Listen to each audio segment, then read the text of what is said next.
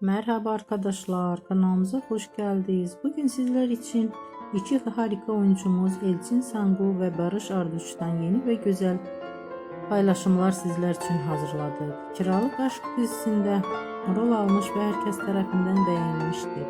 Biz de sizler için onların güzel ve romantik karelerini hazırladık. Bu videoların devamlı gelmesini istiyorsanız kanalımıza abone olup yorum yazmayı unutmayın. Böylelikle bizden